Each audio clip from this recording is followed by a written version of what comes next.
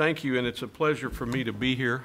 I'm happy to acknowledge that after 3 years, we own Finland. I'm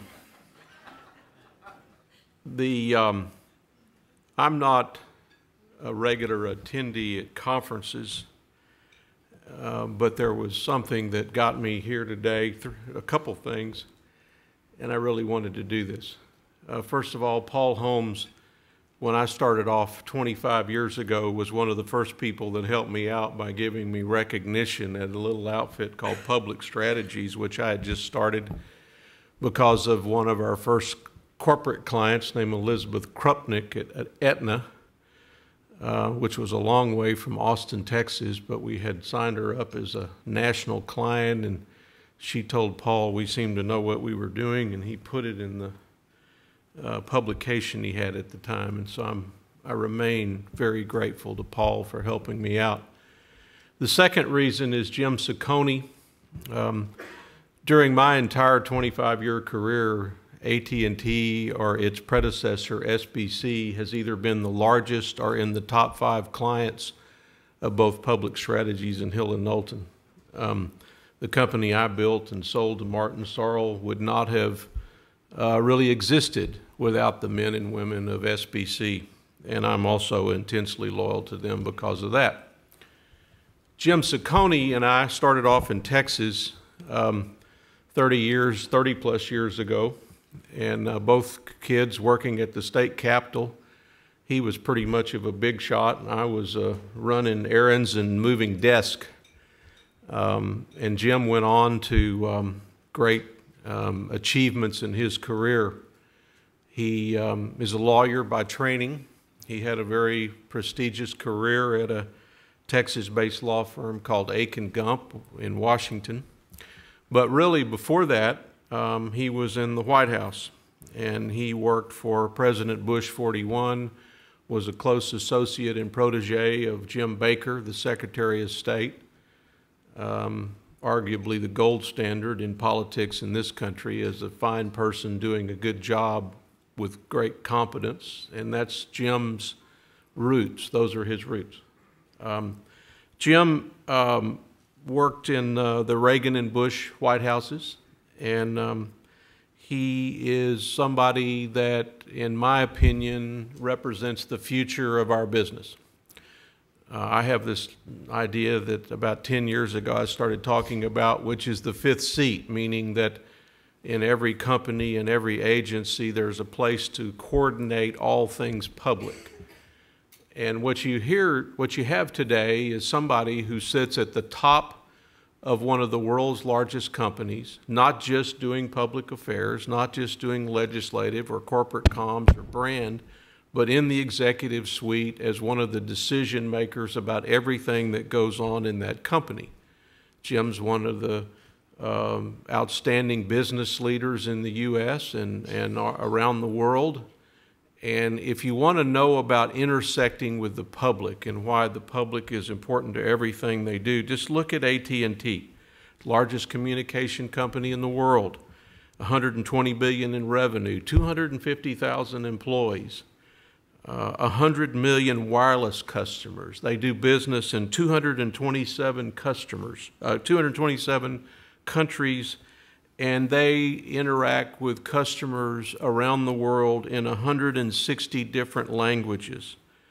So if you want to really talk about what we're here to talk about on a global basis, the importance of the public and the importance in our industry in making sure that we increasingly evolve our advice and our platforms to deal with all the public, there's really no greater example than Jim.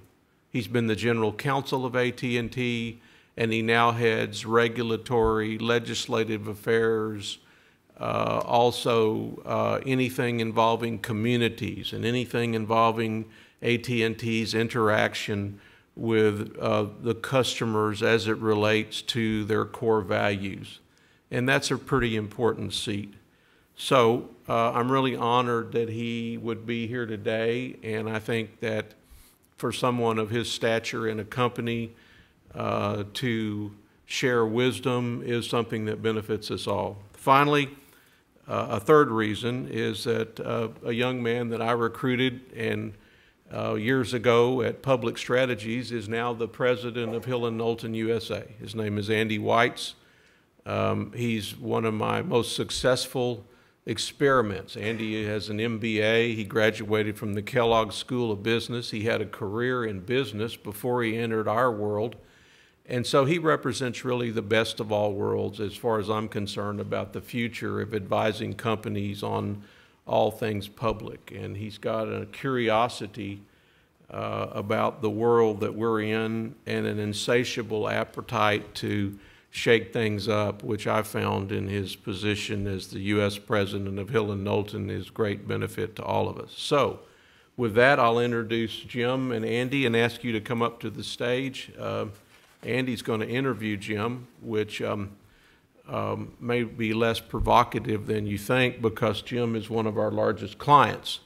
So the question period after that, I guess, is where you'll get the opportunity to shake things up a little bit. But with that, I'll introduce Jim. Thank you.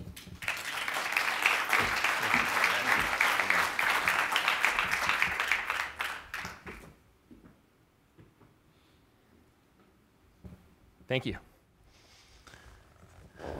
Jim, thank you for being with us this morning, as Jack said. And I don't know if you want to start off talking a little bit just about your role at AT&T and some of the topics that Jack touched on as it relates to global influence and how you handle the landscape at the company. Well, first I want to thank Paul Holmes for inviting me to this conference and Jack for that warm introduction. I actually sort of resonated with what Jack Modzelewski was saying too in terms of communication technologies, because of course that's what our company is all about, and you know, we're actually engaged in deploying these technologies as quickly as possible, and we're finding as quickly as we do that, people are using them, and including in this room, I noticed. So it's a pretty exciting business to be in, obviously, and I've found myself in the odd position where when I was the kid that Jack was talking about in the Reagan White House, I was actually involved in meetings there about breaking up the Bell system at AT&T, and then I immediately left to go to the private sector, and I got thrown into the outcome of that. So God has a way of playing practical jokes on us sometimes, and I sit here today with a very different iteration of that company. It's gone from a monopoly, essentially voice phone system, to a very competitive industry. But if you think about it, I think the transformations that Jack and Jack were both talking about in our society, we've actually experienced in this company in the last 5 or 6 years. We've changed the core product we sell. Mm-hmm. And if you think about that, it's pretty extraordinary with a company this large. For 100 years, we were selling voice minutes to people, and now we're selling bits. It's almost completely changed. And so I think that you know, obviously the communications and the messaging and all that go with that have to do a complete pivot as well. And so far so good on that. But I think a lot of the challenges you all deal with your corporate clients, and of course if you're with a corporation, you know this very directly, is that the pace of business, the pace of change is dramatic, and to be able to communicate effectively with customers and with the broader public, you've got to be able to adapt very, very quickly to these new technologies. Well, let's talk a little bit more about that. One of the themes of the conference is kind of global perception in contrast to local relationships. And I would imagine with a global brand like AT&T, that couldn't be more true. And in public affairs, you're dealing with how people view that brand on a local basis and how it informs and influences public policy. Talk about that relationship between brand image on a global basis and managing local relationships. Well, as Tom Friedman's book pointed out to us, which is almost an aha recognition, like 5 or 6 years ago, the world is globalizing very, very quickly. And if you're not a global company, you will be. But by and large, your image and reputation are already impacted globally. The internet has done this. The advances in communications technologies have done this. And so I think you have to be conscious globally of your messaging, of your image, of your reputation, of the values that you represent. You can't do something in Thailand and not have it impact you back in New York City or vice versa. And I think that we're only beginning to realize, and deal with that phenomenon. We're a global company, but 90% of our sales and more than 90% of our customers are here in the United States. But their opinions of us are impacted by how we conduct ourselves in another country, and the consciousness of that at the top levels of the corporation is still penetrating. Well, let's talk about that idea of brand. And Jack talked about the breadth of your role. So you obviously touch a lot of the communication landscape at AT&T, but brand primarily managed traditionally out of the marketing function. Reputation falls more into the bailiwick of public affairs. And then you've got how the business is actually run, the behavior or operations. How, in your seat as a leader at a company of AT&T's side, do you manage those silos and make sure you remain integrated? Well, the biggest thing is to not let them become silos. I think there's two phenomenons that are going on in this area within corporations. I think the first is integration, and the second is measurement. Integration, I think, is probably the most important. I mean, you have to have structure within any organization in order to function. But just about everything going on now cuts across lines. It's horizontal, and so the structure itself can't be so rigid that it impedes that communication across these organizations. And as we were saying, everything affects brand. So you can have a brand unit, but everything that's being done by the company, the people that are out building, network components and how they do that, how they deal with suppliers, and how well the stuff actually works. It all affects your brand and your reputation. So you have to be able to deal with it on an integrated basis. I can't do anything in the public policy area without support from the business units, with support from the law group, and with support from the corporate communications function, among others. And so that integration is important. The other phenomenon, I think, Andy, is measurement and metrics, and PR itself, and I think corporate communications is probably when I started with AT&T about 15 years ago, actually inside the company 15 years ago, was considered one of these softer areas. Which is dangerous in a company, because anytime you're in a soft area, you could have a trained professional, but everybody thinks they understand it. If you've ever taken a suggested 30-second ad into a group of people, everybody's got a view. Everybody's an expert. Now we've got measurements on these things. Most companies are really becoming manic about using what we call net promoter scores, we've really adopted this religion just in the last 2 years within AT&T, and we now have a readout, with our chairman and all the direct reports like me every 2 weeks on how we're doing. It's very immediate feedback. Overall, it's based on the premise that of the willingness of customers to recommend your company to others, and we find that it's very, very reliable in terms of how you do in the market, how you're viewed, and it encompasses just about everything in terms of the service you offer, the reputation, the values that people perceive, things like that. And so you actually have metrics now that are impacting this. It's not soft anymore. It's very, very measurable. Again, it's very, very immediate. And if you see some bump in that, you drill down on why, and you take steps to adjust it. It might mean putting some new ads up. It might mean pulling some down. It might mean taking a position on an environmental issue, or dealing with a particular problem in a better way. So those are two big things, I think, that have changed. That integration, that teamwork on the one hand, and then the ability to measure results and outcomes on the other.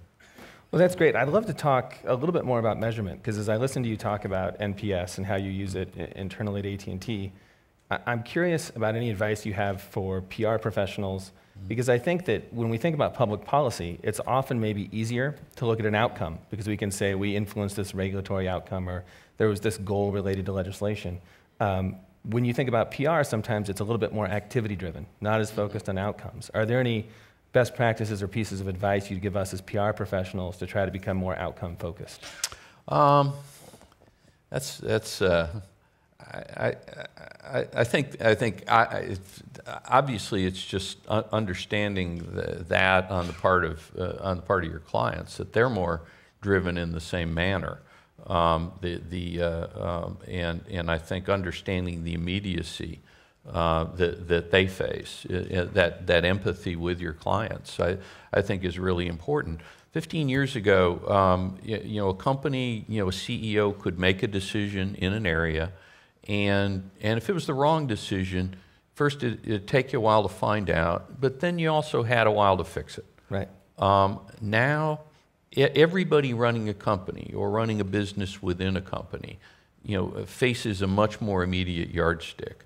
If you make a bad call, you almost can't pull it back. The impact is immediate, usually dire, and very difficult to repair. And I think we can see that just in the situations that certain companies out there, especially in the technology industry, are facing today.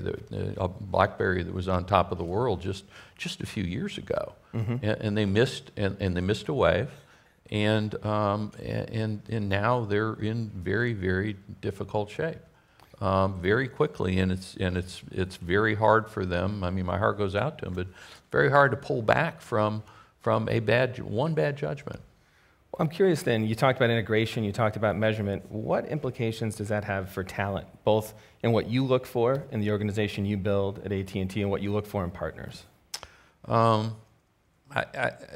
First, I think, in keeping in mind, I run the global public policy for the company, which involves brand and reputation, but it also involves, driving a particular set of objectives and getting things done, like corporate tax reform or dealing with privacy issues, things like that. The chief privacy officer reports to me. And I tend to look for substantive capabilities along with, obviously, the creative public relations skills. I think it's real important. We're in a very complex business. We have complex issues. Just about any area of the company where we would retain PR help it has its own complexities. So we need smart people who pick it up fast. We don't have to help along, and can partner with us on that. That can lend knowledge and add knowledge. I mentioned corporate tax reform earlier. If somebody's going to help me in that area, they've got to have some basic tax knowledge. It's just hard to do otherwise, and I think that's something that's changed. I think these were broader skills that were more easily translatable to different sets of things. Back when I was I'm now a recovering lawyer, but back when I actually practiced, I got involved in some of the M&A wave of the mid '80s and then the early '90s, and I was always on the legal side and the regulatory side, and the companies merging or buying each other were always pulling in, major PR agencies, some of which are represented in this room, and the skills were more readily translatable, I think, in each of those circumstances. You'd done a deal before, you kind of knew what was going on, you knew what was needed to sell it, and so they were transferable skills. Now it's much more refined and I think complex. It's like many things in society. You really have niche skill sets, and I think substantive knowledge is much more important to a PR professional. and frankly to a company that's deciding to hire a PR professional. I don't think companies necessarily look at big firms per se. I think they look at particular people and skill sets within the firms now. I've seen the same thing happen on the legal side. It's roiling the law firms across the country because companies aren't hiring firms to throw bodies at problems anymore. They're hiring particular skill sets that they view add substantive value. So a new level of sophistication and maybe understanding of the business landscape is important from a skill set perspective. I'm curious, when you apply those skills to your goals today, how you've seen the public policy or regulatory landscape evolve during your tenure, because it strikes me that a lot of the work that you do in the past maybe was inside baseball. It was things that the public wasn't as aware of. And I'm curious how you operate today with this new level of transparency.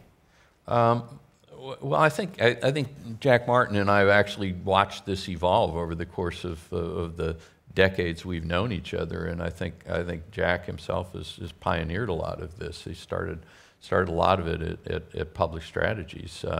But I think what we're seeing right now, particularly in the subset of PR we call public affairs, is an increasing convergence of public policy needs with electoral political skills. At the same time that is going on, I think you find more traditional PR techniques also being applied. If you think back, I'm maybe the old guy in the room here, but in 1968, Joe McGinnis wrote a book called The Selling of the President in 1968, and it was all about how in the 1968 campaign, the Nixon campaign had gone to Madison Avenue and brought these advertising executives in to help sell and create this image for the campaign. It was considered revolutionary at the time, and revolutionary enough that he actually had a best-selling book written about this. And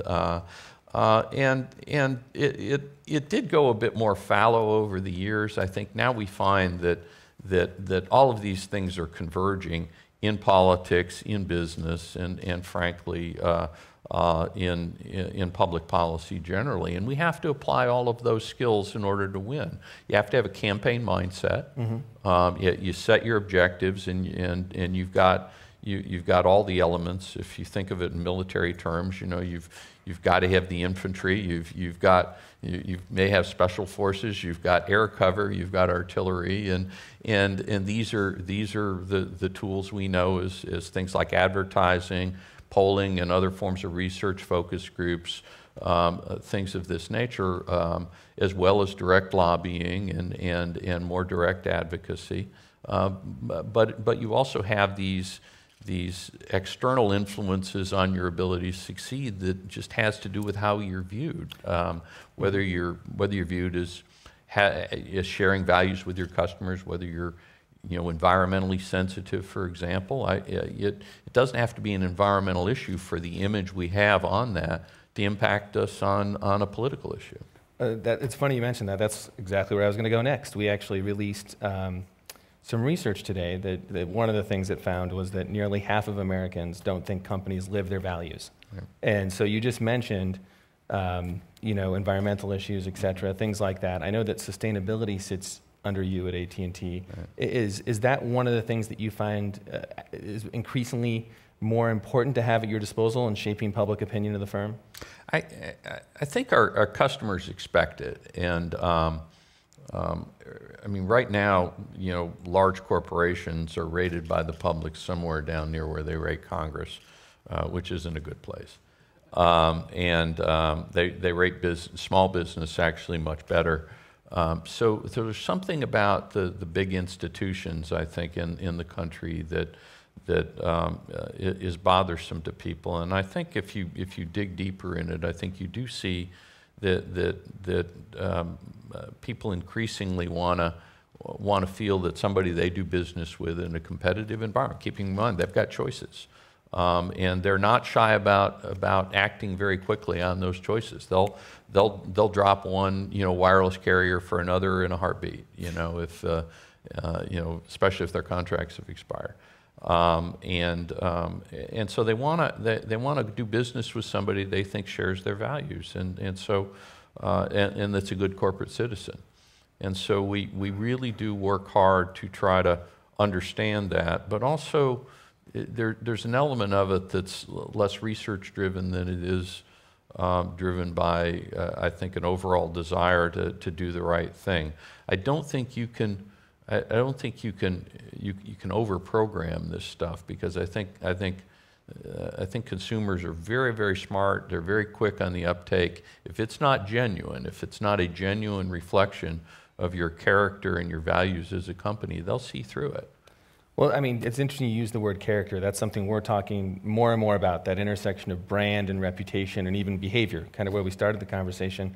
I'm curious, you've invested in things like It Can Wait, which is a really high-profile program. Is that, that's something that at face value isn't in the best interest of AT&T. How do you measure an impact of something like that when I know that the C-suite is focused on activations and it's focused on other metrics? Right.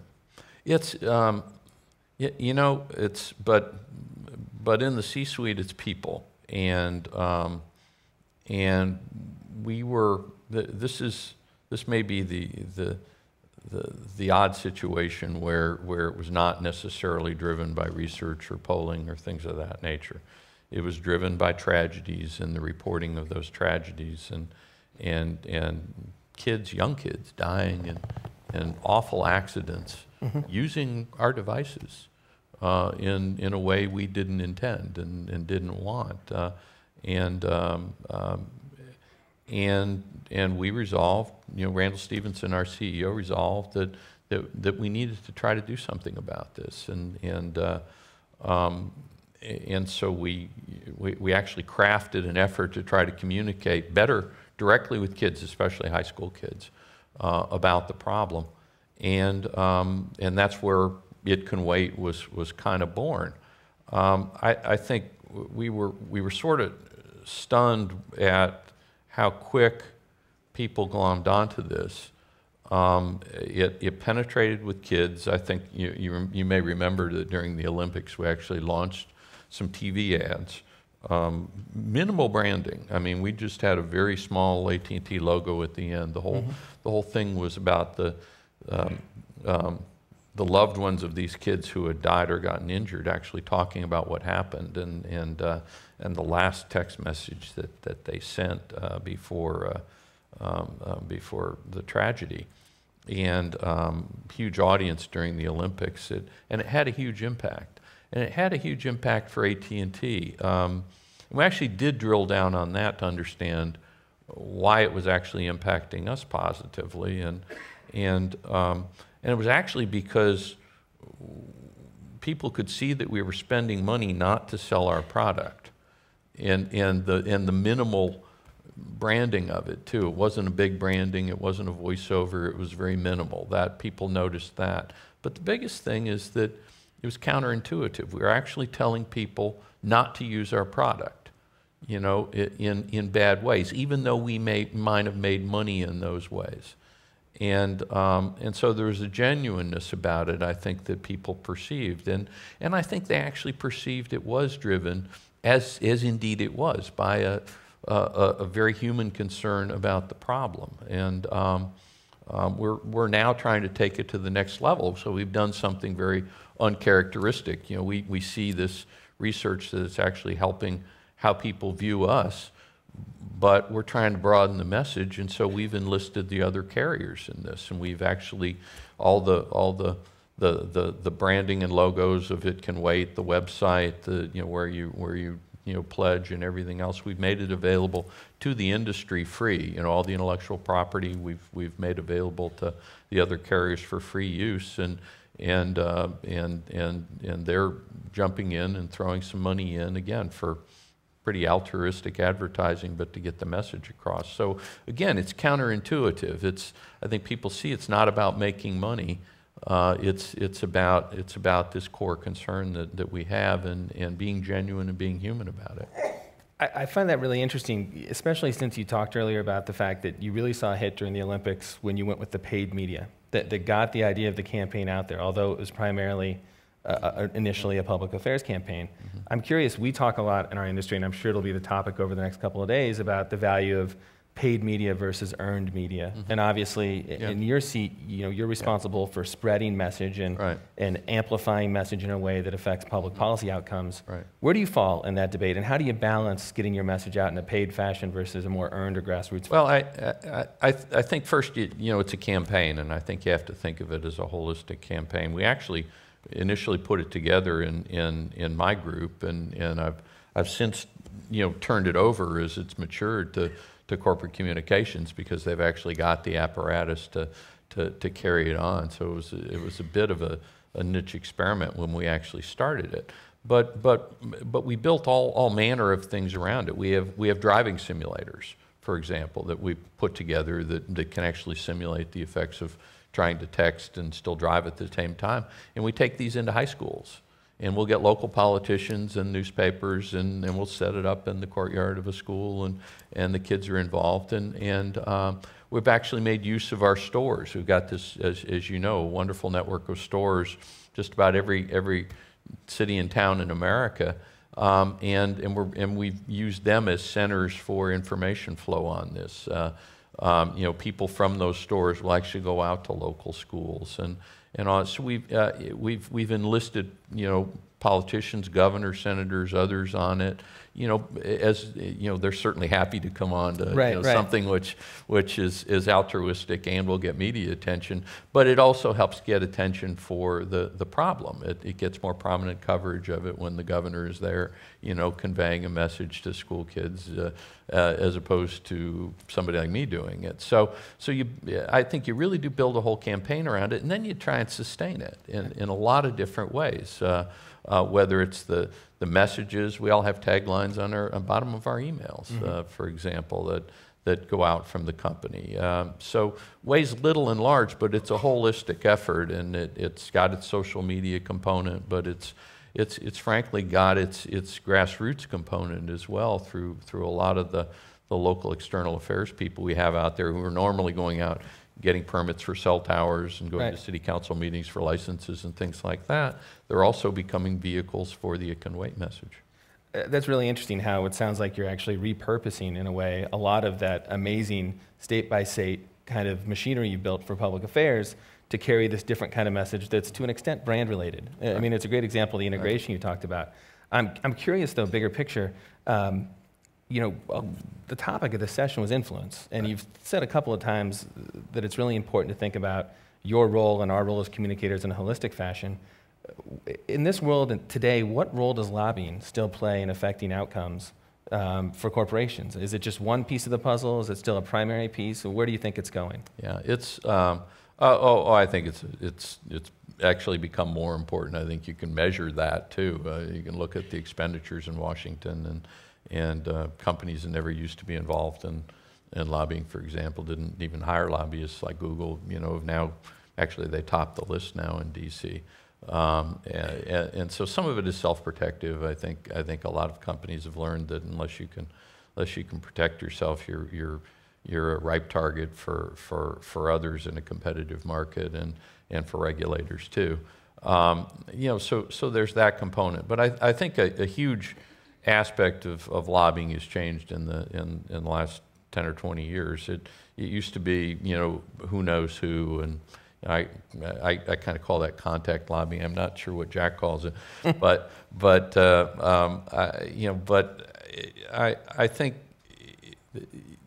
for that message to be effective today, regardless of who you're carrying it to, whether it's a regulator, public policy maker, member of Congress, local official, you need all these other components. So you rely on the image you've built. If you're a good guy company, that does help the reception to the message. If you've got if you've got a messaging component, whether it's through advertising or other things, that's important.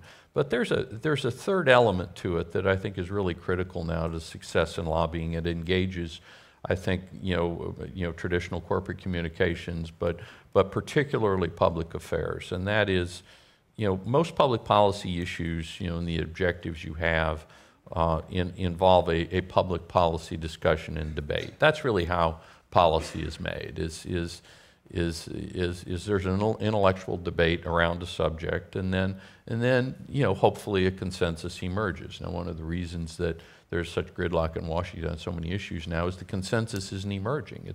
It's much more polarized, but the traditional way to do it is in our business. I think you try to spark an intellectual debate and then win it. It's what we're doing right now, and in fact, we're well along on it in something called the IP transition, and you actually have read about this probably if you've been in Washington or involved in telecommunications, but it's a transition of all communications to Internet protocol, where, for example, traditional voice service that we used to associate with a telephone, now voice just becomes another IP application riding on an Internet connection. That's where all communications is going, and frankly, a lot of businesses as well. But it's a transition off of the old network infrastructure that served our country very well for 100 years and toward a new network infrastructure. And I don't mean to drag you through trying to sell you on this, but there's an urgency to it in our mind because it's also a transition from a heavily regulated environment under one set of laws to a very modestly regulated area, which is where the Internet resides. So it's obviously controversial from a public And how is policy AT&T influencing that? Well, a year ago, we wanted a hook, PR term, I guess, but we wanted a hook. So we filed a petition at the FCC for permission to set up 2 trials, transitioning some traditional telephone wire centers in a couple parts of the country to all IP connections, and the FCC run the trials, and let's see if anything breaks, and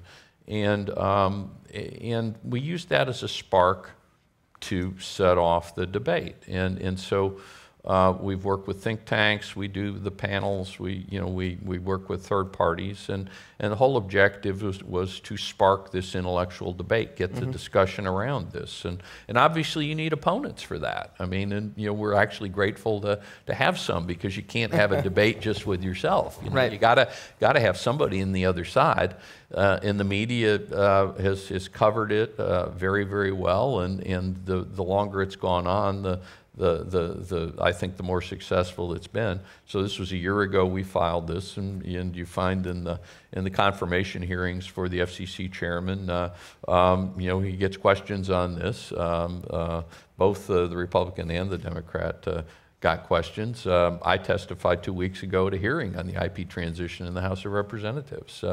Actually, there seemed to be remarkable unanimity between the Democrats and the Republicans. In fact, they were all themselves stunned that there seemed to be agreement on the panel.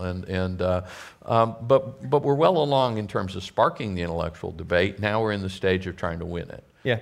Winning it will probably mean, hopefully the new chairman of the FCC, I think, grappling with this and trying to speed this transition along and looking closely at the regulations that are in the way.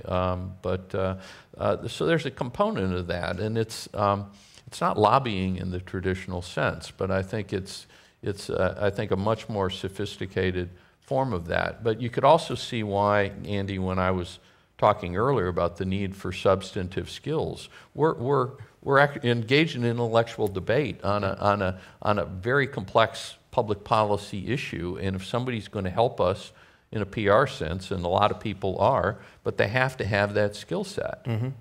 We act, and this is going on in 50 states around the country. In fact, your firm, as you know, runs a war room for us in Dallas that supplies information to all of my state presidents out there that are engaged in this same intellectual debate and argument at the state and local level across the country. And so it's a constant feeding to them of the latest developments, of the information they need, of questions, of talking points, and it's all very, very substantive. And so, you know, I know you're aware of this, but we look for very different skill sets than in the help we retain than we did 20 years ago. That makes sense. Before we turn it up over to the audience to ask some questions, thinking about your political background and the introduction that Jack gave, I'd be remiss if I didn't ask your opinion on some of the posturing that's already occurring for 2016 and the presidential election. You know, you're right in the middle of it, the pulse of it all in D.C. on a regular basis. You know, as we talk to clients and stay smart on politics, what do you see happening over the next couple of years? Wow, you know, a lot of positioning. I think the biggest factor right now playing into 2016, I think, is the perception of the administration. You know, I think every second-term president becomes a lame duck at a certain point, but it's usually in the last year or two, not the first year or two of a second term. And I think there have been a series of difficulties I think the administration has faced in a range of areas, from foreign policy. Obviously, people are aware to a granular level about the healthcare issues. But it extends to the larger issues of the economy and how we get the economy really growing at an acceptable pace and get the investment to create jobs. Investment levels are down. Domestic levels of investment are down, and foreign direct investment in the United States is down year over year, which means people are not viewing our economy as a good place to put money versus other countries. And so I think that whether the administration is able to kind of break through the gridlock and I think get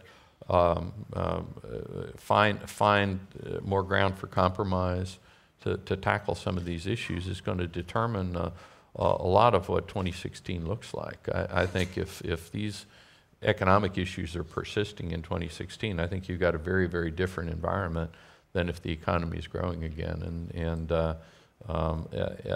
You know, beyond that, I mean, I think, you know, 3 years out is just posturing and speculation at this point, and people like me love to speculate about it. But the latest hot speculation in Washington is that Elizabeth Warren is thinking about running, and what that would mean to Hillary if she went at her from the left and things of like this,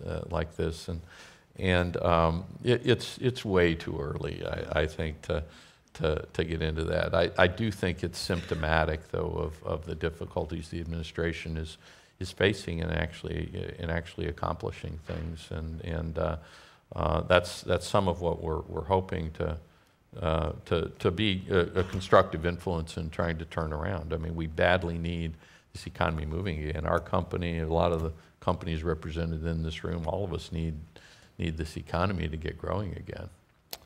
Well, Jim, thank you for your insights. I really enjoyed the conversation. I want to make sure we leave some time for questions from the audience. So I think we have about 7 or 8 minutes left in the session, and I think there's some folks in the audience who have microphones if there's anyone who has a question for Jim. Yes? I'm just curious how you would advise the Republican Party after the $24 billion they lost during the shutdown of the government. You know, I think that was a big part of what's going on with the economy, too. Yeah. You know, I mean, I know you've heard the mantra, there's fault on both sides here, but I do think that one of the things that's going on is that the business community as a whole is getting worried and much more engaged.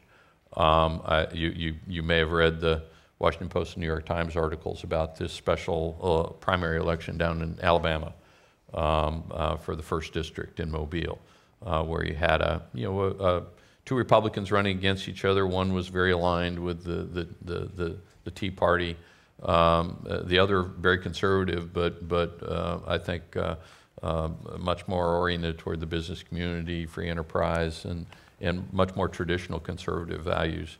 And all of us, including my company, got involved there in that race. It's very unusual for us to get involved in a primary.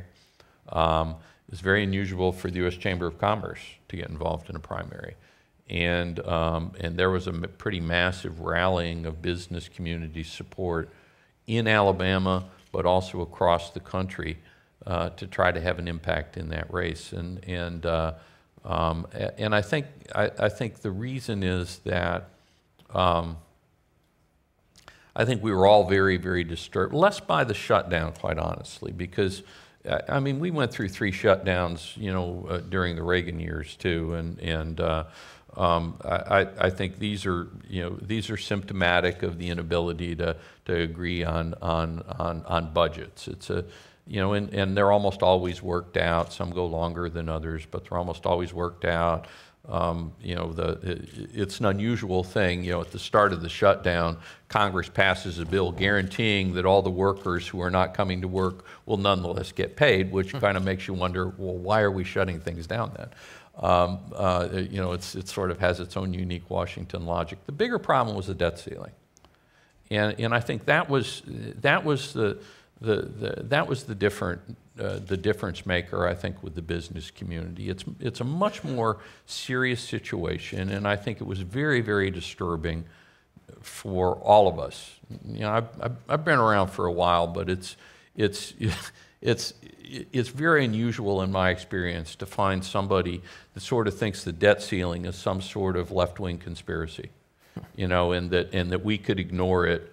And not honor the full faith and credit obligations of the United States government for the first time in the history of our country, and nothing bad would happen. So we're going to default on T-bills, and nothing's bad is going to happen, not just domestically but globally. This is an insane argument, and you heard it coming out of the mouths of members of Congress walking down the halls of the Capitol with microphones in their face. And I think this is very, very disturbing to the business community, you know, most of whom know better. And it's appalling, I think, to us to find that there are actually members of Congress that believe in such nonsense. And so I think there was, and this is still going on, I think, but I think there's a broader recognition within the business community that we simply have to have people in the Congress who are willing to act responsibly on these things. And I've seen, you know, I've seen plenty of activity in the Democratic Party too over the years that I was appalled by as well. But in the business community, it's pretty rare when you'd find all of us engaging in a primary battle between 2 Republicans. And I think you may see more of that. And I don't think it's a bad thing.